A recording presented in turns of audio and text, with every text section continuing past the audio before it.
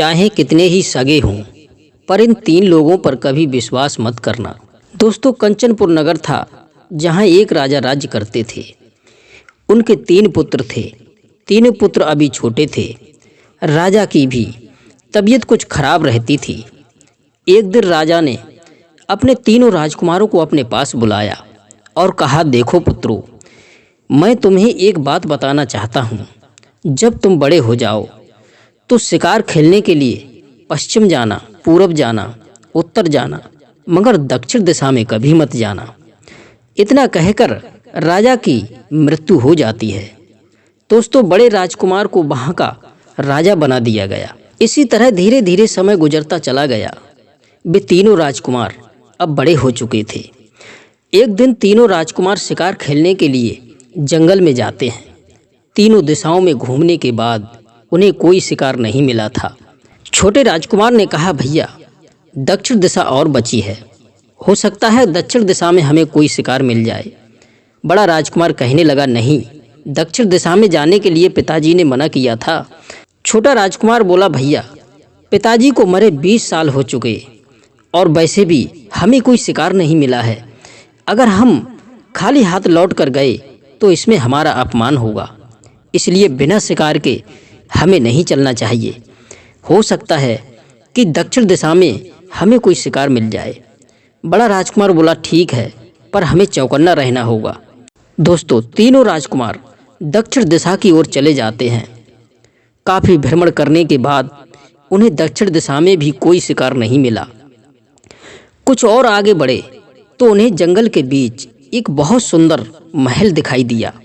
सोचने लगे, इस जंगल के बीच में इतने सुंदर महल में कौन रहता होगा।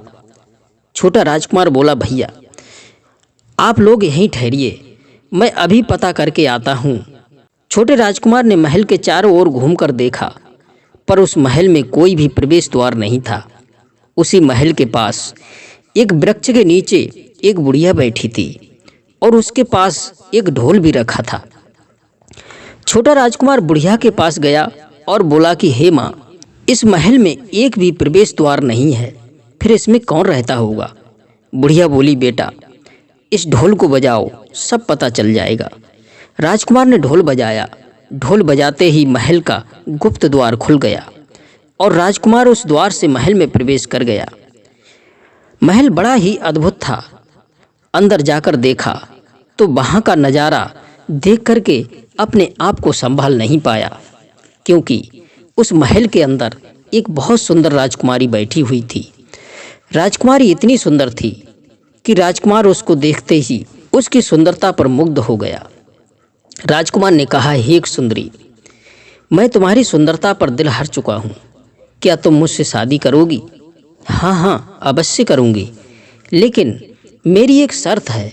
इससे पहले तुम्हें हमारी पहेली को सुलझाना होगा।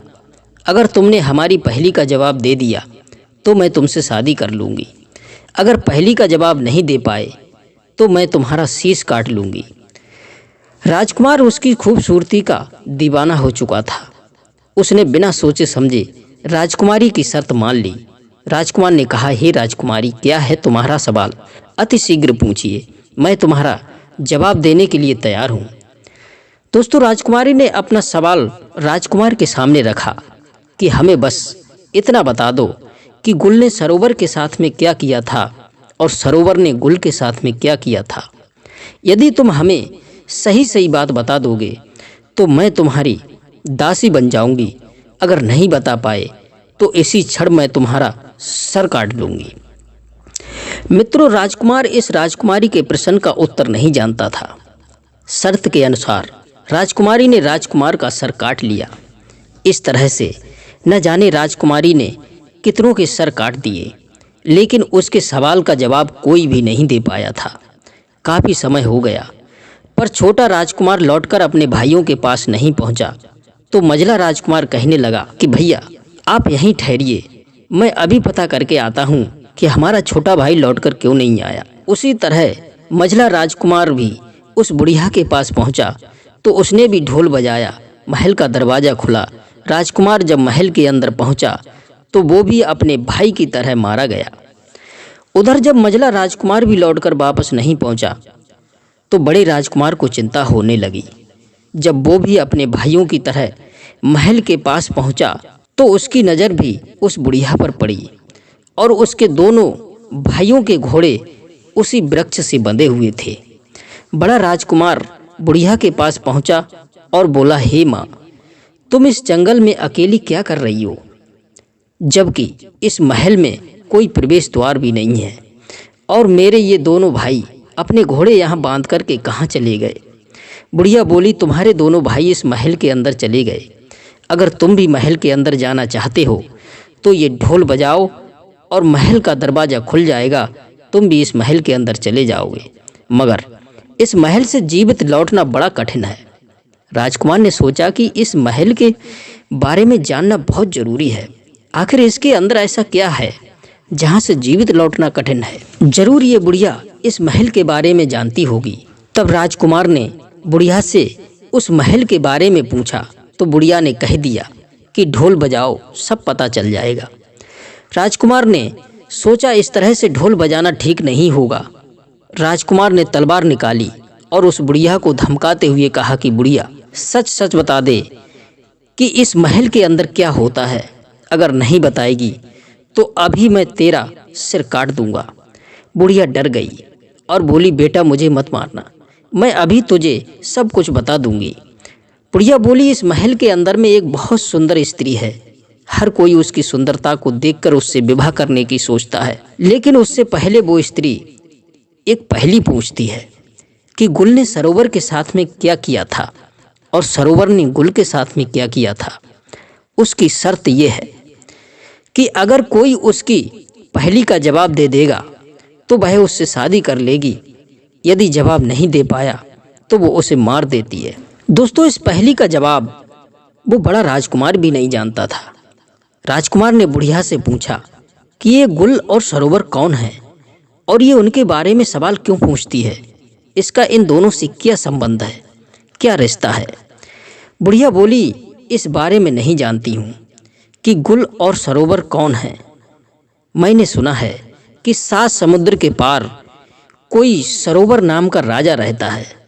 बुढ़िया की बात सुनकर राजकुमार सोचने लगा कि अब मैं इस महल में तभी प्रवेश करूंगा जब इन बातों का रहस्य खोज लाऊंगा। दोस्तों, इतना सोचकर बड़ा राजकुमार घोड़े पर सवार होकर आगे को चल दिया। चलते चलते वो कई जंगलों को पार करते हुए वो एक समुद्र के किनारे पहुंचा।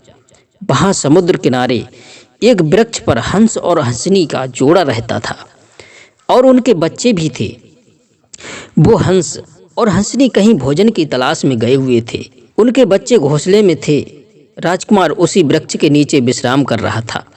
एक अजगर सांप उसी वृक्ष पर उन बच्चों को खाने के लिए चढ़ रहा था। वो बच्चे उस अजगर को देख कर के बुरी तरह से चिल्ला रहे थे। अचानक राजकुमार ने उन बच्चों का चिल्लाना सुना। राजकुमार ने जब ऊपर को देखा तो एक भयंकर सर्प उन बच्चों की ओर बढ़ रहा था। उसने झट से अपनी तलवार निकाली और उस अजगर के टुकड़े टुकड़े कर डाले। सर्प को मारकर राजकुमार पत्थर की तकिया लगाकर सो गया। उधर जब वो हंस और हंसनी अपने बच्चों को भोजन लेकर के लौटे, उन्होंने एक मनुष्य को सोता हुआ देखा तो घबरा गए। उन्होंने सोचा, जरूर ये हमारा शत्रु है जो हमारे बच्चों को मारने के लिए आया होगा। फिर उन दोनों ने आपस में सलाह की। सोचने लगे, पहले बच्चों को भोजन करा दें, फिर इसके बारे में सोचेंगे। वे दोनों अपने बच्चों के पास में आए और उन्हें भोजन खिलाना चाहा तो बच्चे कहने लगे कि पहले भोजन उस मनुष्य को खिलाओ जिसने हमारी जान बचाई है। उसने अजगर को मारकर हमारे प्राणों की रक्षा की है, वरना ये अजगर तो हमें खा ही जाता। तब उन हंस और हंसनी ने उस राजकुमार को भोजन खिलाया और उसका धन्यवाद किया और कहा, हे अजनबी मुसाफिर, तुमने हमारे बच्चे की जान बचाकर हम पर बहुत बड़ा उपकार किया है। बताइए, हम आपकी क्या सेवा कर सकते हैं। तब राजकुमार ने हंस और हंसनी को पूरी कहानी सुनाई और कहा, वह समुद्र के पार राजा सरोवर के यहाँ जाना चाहता है। क्या तुम मुझे समुद्र के पार पहुँचा सकते हो। हंस ने कहा, अरे ये तो हमारे लिए बहुत छोटी सी बात होगी, हमें भी खुशी होगी तुम्हारी मदद करने में, क्योंकि तुमने हमारे बच्चों की जान बचाई है। इस संसार में बच्चों की खुशी से बढ़कर और कोई खुशी नहीं होती। तुम एक काम करो, हमारे ऊपर बैठ जाओ, हम तुम्हें समुद्र के उस पार पहुंचा देंगे। दोस्तों, इस प्रकार हंस ने राजकुमार को समुद्र के उस पार पहुंचा दिया। राजकुमार ने हंस को धन्यवाद दिया और कहा, तुम्हें एक बार हमारी मदद और करनी होगी। हम जिस काम से यहाँ आए हैं, काम पूरा हो जाने पर हमें यहाँ से फिर ले जाना होगा। हंस ने कहा, तुम चिंता ना करो। हंस ने अपना पंख दिया और कहा, जब भी तुम्हें हमारी ज़रूरत पड़े ये पंख अग्नि में जला देना, तो हम तुरंत वहीं पहुँच जाएंगे। इतना कहकर के हंस वापस लौट गया। राजकुमार राजा सरोवर की कचहरी में पहुँच गया। राजा दरबार में सभी फरियादियों की सुनता था। राजकुमार राजा की कचहरी में जाकर के बैठ जाता था। सुबह से शाम तक बैठता और सबकी सुनकर लौट आता था। एक दिन राजा की उस राजकुमार पर नज़र पड़ गई। सोचा, ये नौजवान रोज कचहरी में आता है और सबकी सुनकर चला जाता है, अपनी तो कुछ कहता ही नहीं है। राजा ने आज उसे ही सबसे पहले बुला लिया और पूछा, बेटे, तुम रोज दरबार में आते हो और सुबह से शाम तक बैठे रहते हो, सबकी सुनते हो और चुपचाप लौट जाते हो। तुम्हारी भी कुछ फरियाद हो तो हमें बताओ, हम तुम्हारी जरूर सुनेंगे। राजकुमार ने कहा, महाराज, यदि आप हमें वचन दो तो मैं अपनी बात बताऊं। तब राजा ने उस राजकुमार को वचन दिया कि ठीक है, आपकी जो समस्या होगी हम उसे सुनेंगे और उसे पूरा करेंगे। तब राजकुमार ने कहा, महाराज, वैसे तो मेरी कोई फरियाद नहीं है, मैं केवल एक प्रश्न का उत्तर जानने आया हूँ। राजा ने कहा, पूछो, किस प्रश्न का उत्तर जानना चाहते हो? तब राजकुमार ने पूछा, महाराज, मुझे आप इतना बता दीजिए कि गुल ने सरोवर के साथ में क्या किया था और सरोवर ने गुल के साथ में क्या किया था। दोस्तों, राजकुमार का प्रश्न सुनकर राजा कुछ देर के लिए चुप हो गए और काफ़ी देर सोच विचार करने के बाद में बोले, हमने तुम्हें वचन दिया है तो तुम्हारे प्रश्न का जवाब जरूर देंगे, परंतु हमारी भी एक शर्त है। हम तुम्हें ये तो बता देंगे कि गुल ने सरोवर के साथ में क्या किया था, परंतु ये सब बताने के बाद हम तुम्हारा सिर काट लेंगे। राजकुमार ने कहा, ठीक है, मुझे प्रश्न का उत्तर जानना है, उसके बाद तुम मेरा सिर काट लेना। दोस्तों, राजा उस राजकुमार को अपने बगीचे में बुला करके ले गया और उसे बताने लगा कि बेटे, ध्यान से सुनो। आज तक ये बात पूछने की किसी में हिम्मत नहीं हुई, परंतु तुमने हमें वचनबद्ध किया है, इसलिए मैं तुम्हें बता रहा हूँ। मैं ही सरोवर नाम का राजा हूँ और जिस कुल की तुम बात कर रहे हो वो मेरी पत्नी थी। देखने में वो बहुत सुंदर थी, उसके सामने इंद्र की अप्सराएं भी फीकी लगती थीं। मैं उससे पागलों की तरह प्रेम करता था और वो भी मुझसे बहुत प्रेम करती थी, पर उसका प्रेम झूठा था। वो मुझसे दिखावे के लिए प्रेम करती थी। मुझसे अधिक वो एक जादूगर से प्रेम करती थी। मेरी आंखों में धूल झोंककर वो रोज जादूगर से मिलने जाती थी। उसके लिए भोजन का थाल सजाकर ले जाती थी। उसका रोज का नियम था, मेरे सोने के बाद वो रोज उठकर उस जादूगर की कुटिया पर जादूगर से मिलने जाती थी। एक दिन मुझे किसी काम की चिंता के कारण नींद नहीं आई। मैं यूं ही आंखें बंद करके पड़ा रहा तो मैंने देखा कि मेरी रानी आधी रात के समय भोजन का थाल सजाकर कहीं जा रही है। मैं अपनी रानी गुल का पीछा करते करते उसी जादूगर की कुटिया पर पहुंच गया। मैं उनकी बातें छिपकर और ध्यान से सुनने लगा। जादूगर और मेरी रानी गुल ने मुझे मारने की योजना बनाई। मैं उसके असली चेहरे को उस दिन समझ गया था। रानी के जाने के बाद मैंने उस जादूगर का शीश काट लिया, परंतु इस बात को रानी नहीं जानती थी। जादूगर के साथ प्रेम संबंध रखने के कारण रानी भी जादू सीख गई थी और वह जादू में काफ़ी माहिर हो चुकी थी। जब उसे पता चला कि मैं उसके भेद को जान गया हूँ और वो इस राज्य को छोड़ करके भाग निकली, पर मुझे आज तक ये अफसोस है कि मैं उसे कोई सज़ा नहीं दे पाया। मैंने अपने सिपाहियों से उसे बहुत ढूंढवाया, पर उसका आज तक कोई पता नहीं चल पाया। उस दिन से मैं समझ गया कि इन 3 लोगों पर कभी आंख मूंद करके कभी भरोसा नहीं करना चाहिए। नंबर 1, जिस स्त्री का पति होते हुए भी उसका प्रेम किसी दूसरे पुरुष से हो, ऐसी स्त्री के साथ रहने से पति का जीवन नहीं रहता। नंबर 2, जिसके साथ पुरानी शत्रुता हो और अब आपका मित्र बन गया हो तो उसका कभी भरोसा नहीं करना चाहिए। नंबर 3, जिसका गुप्त राज आपको पता चल गया हो तो ऐसे व्यक्ति का कभी भरोसा नहीं करना चाहिए। बस यही मेरी कहानी है, क्योंकि तूने मेरा गुप्त भेद जान लिया है, इसलिए मैं तुझे अब जीवित नहीं छोड़ूंगा। अगर मैं तुम्हें जीवित छोड़ देता हूँ तो मेरा यश मिट्टी में मिल जाएगा। कहते हैं लोभियों के लिए भिखारी, मूर्खों के लिए विद्वान, व्यभिचारी स्त्री के लिए उसका पति, चोरों के लिए चंद्रमा दुश्मन होते हैं। इसी तरह आप मेरा भेद जानकर मेरे दुश्मन बन गए हो। अब मैं तुम्हारा सिर काटूंगा।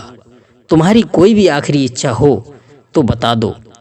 राजकुमार ने कहा, राजन, आप बेशक चाहें मेरा सिर काट दो, परंतु मेरी आखिरी इच्छा ये है कि मैं आपकी छत के ऊपर बैठकर हुक्का पीना चाहता हूँ। राजा ने कहा, ठीक है, हम तुम्हारी आखिरी इच्छा जरूर पूरी करेंगे। दोस्तों, राजा ने उस राजकुमार को अग्नि और हुक्का देकर अपनी छत के ऊपर भेज दिया। राजकुमार ने हंस द्वारा दिए गए पंख को उसी हुक्का की आग में धरकर जला दिया। पंख जलते ही वो हंस वहां आ गया और उसे अपनी पीठ पर बिठाकर वहां से ले उड़ा। हंस ने राजकुमार को उसी स्थान पर लाकर छोड़ा था जहां वो राजकुमारी रहती थी। राजकुमार ने फौरन ढोल बजाया। ढोल बजते ही महल का द्वार खुल गया और वो महल के अंदर पहुंच गया। राजकुमारी ने उसे भी अपनी शर्त के बारे में बताया था कि देखो, अगर तुमने हमारे सवाल का जवाब दे दिया तो मैं तुमसे शादी कर लूँगी, और जवाब नहीं दे पाए तो मैं तुम्हारा शीश काट लूँगी। राजकुमार ने कहा, ठीक है, लेकिन एक शर्त हमारी भी है।